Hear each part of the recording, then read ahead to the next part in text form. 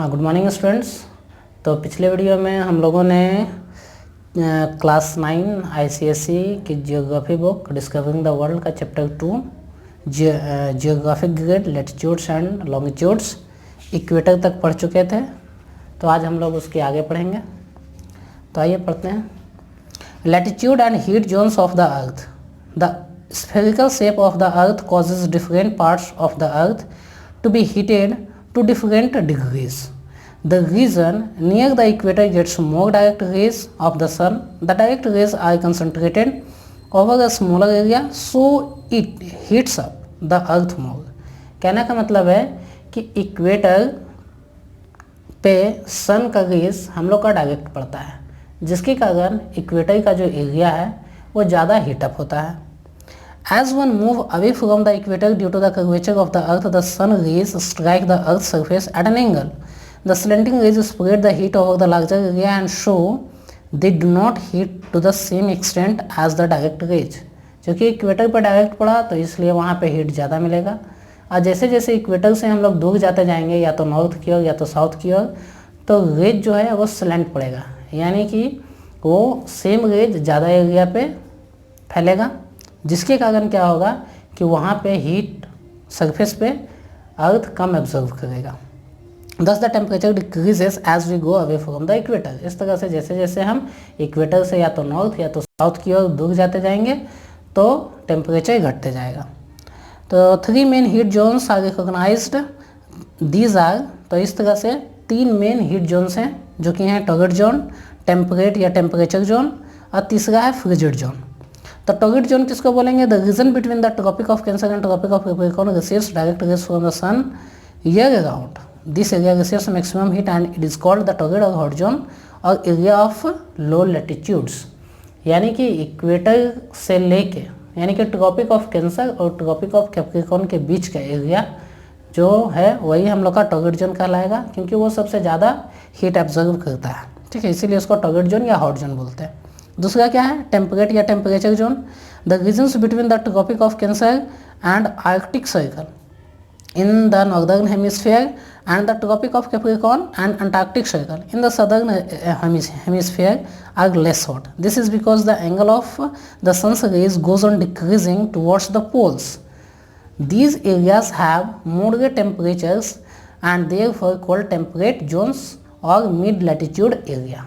यानी कि Tropic of cancer से लेकर आर्कटिक सर्कल और दूसरा ट्रॉपिक ऑफ कैप्रिकॉर्न से लेकर अंटार्कटिक सर्कल के बीच का जो ये दोनों पार्ट है, इसको हम लोग बोलते हैं टेम्परेट जोन, क्योंकि यहाँ ना ही ज़्यादा हीट रहती है ना ही कम हीट इसको मिलता है। ठीक है, तो इसको हम लोग टेम्परेट जोन बोलते हैं। तीसरा क्या है? Frigid zone. Near the polar regions the rays of the sun are very slanted and so it is very cold. The regions or area between the Arctic Circle and the North Pole, the northern hemisphere is called the frigid zone. इसीलिए उसको frigid zone बोला जाता है। There is a similar region in the southern hemisphere between the Antarctic Circle and the South Pole, also called the frigid zone. यानी कि frigid means cold. This is area of high latitudes. यानी कि frigid zone कहाँ से कहाँ तक का area हो गया? तो अंटार्कटिक सर्कल से लेके आपका साउथ पोल और आर्कटिक सर्कल से लेके नॉर्थ पोल तक का। तो ये जो एरिया है इसमें सन रेज न के बराबर पहुँचती है, इसलिए इसको हम लोग फ्रिजिड जोन या कोल्ड जोन बोलते हैं। अब इम्पोर्टेंस ऑफ लैटिट्यूड। लैटिट्यूड की इम्पोर्टेंस क्या होती है? The climate. Latitude has a direct impact on the climate of a place. Places located at high latitudes, यानी कि far from the equator, receive less sunlight than the place at low latitude close to the equator, whereas the most sunlight is received at the equator. The amount of sunlight is the one of the most important factor of the climate of a place. यानी कि equator से किसी भी latitude का position कितना close है या कितना फाग है, इस चीज़ पर डिपेंड करता है कि उस लैटिट्यूड का या उस एरिया का क्लाइमेट कैसा होगा। Latitude and location. मतलब the most important use of latitude is that along with longitude it enables us to find the exact location of places on the earth. तो लैटिट्यूड हमें अर्थ पे किसी पार्टिकुलर लोकेशन को locate करने में काफ़ी ज़्यादा मदद करता है, या हम कहें कि उसी के थ्रू हम लोग लोकेट कर कर सकते हैं कि उस पार्टिकुलर एरिया या पॉइंट का लोकेशन क्या है। अब आइए देखते हैं prime meridian. As the equator is the reference line for measuring distance on the earth north और south, so the prime meridian is the reference line for the measuring distance from east और west. यानी कि north और south में यदि आप जा रहे हैं तो आप रेफरेंस लाइन कहाँ से देखते हैं, इक्वेटर को, यानी कि इक्वेटर से आप उसको रेफरेंस मानते हैं, उस पर के बाद देखते हैं कि आप कितना डिग्री नॉर्थ चले या कितना डिग्री साउथ चले। लेकिन यदि आपको ईस्ट और वेस्ट जाना है तो आप किसको देखेंगे रेफरेंस लाइन के तौर पे, प्राइम मेरिडियन को।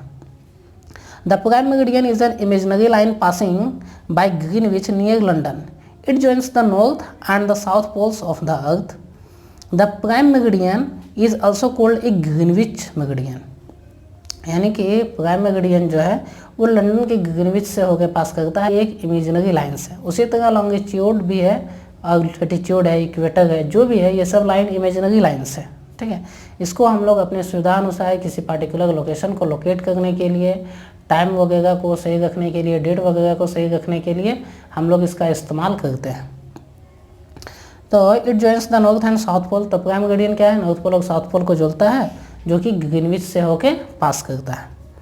The prime meridian is also called the Greenwich meridian. इसको ग्रीनविच मेरिडियन भी हम लोग बोलते हैं। The prime meridian and longitude of 180 degree divide the world into two hemispheres, the eastern and the western hemispheres. तो ये prime meridian जो है ये अर्थ को या बोले ग्लोब को दो पार्ट में डिवाइड करता है, एक ईस्ट हो जाएगा और एक वेस्ट हो जाएगा। Distances of place east or west of prime meridian are measured as an angle and this angular distance is called the longitude of the point concerned। यानी कि उस जगह से, यानी कि प्राइम मेरिडियन से कितना डिग्री हम ईस्ट चलें और प्राइम मेरिडियन से कितना डिग्री हम वेस्ट चलें, इस पर डिपेंड करता है कि उसका लोकेशन क्या होगा, ठीक है। और इसी को हम लोग लॉन्गिट्यूड बोलते हैं। Prime meridian is taken as 0 degree longitude, यानी कि प्राइम मेरिडियन को मानिए 0 डिग्री लॉन्गिट्यूड। अब हम लोग ईस्ट की ओर चलेंगे तो वो क्या हो जाएगा, इतना डिग्री ईस्ट, इतना degree east.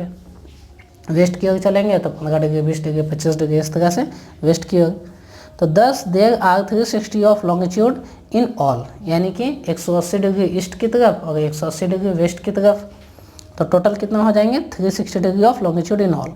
The part of the globe extending between the prime meridian and 180 degree east longitude is called the eastern hemisphere and the area extending west of the prime meridian up to 180 degree west is called the western hemisphere।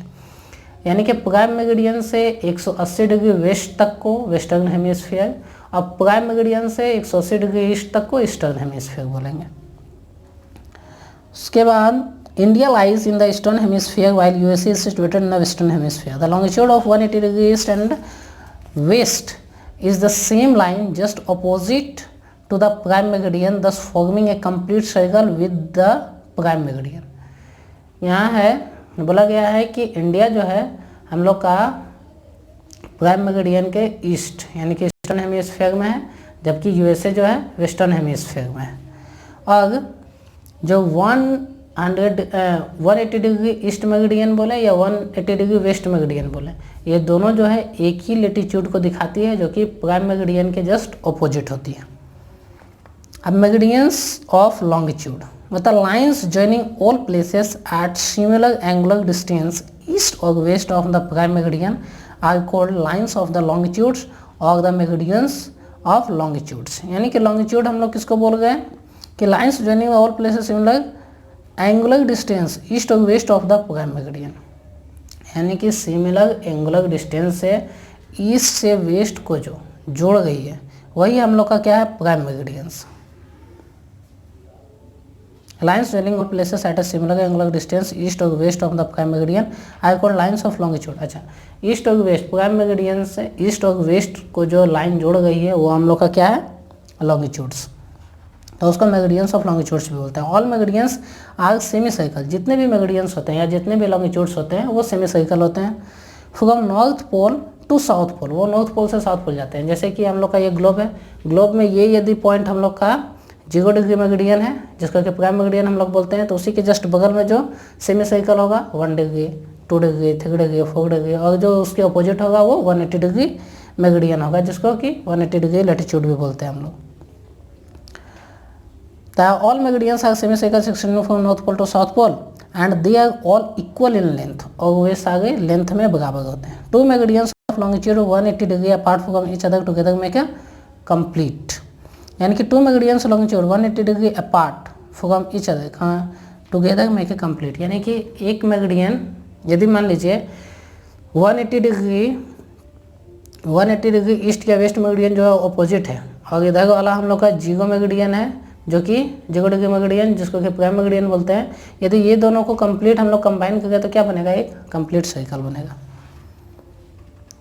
तो make a complete circle on the globe, तो ये complete circle बनाते हैं। The lines of longitude are called meridians because all places situated at given meridians experience midday at the same time.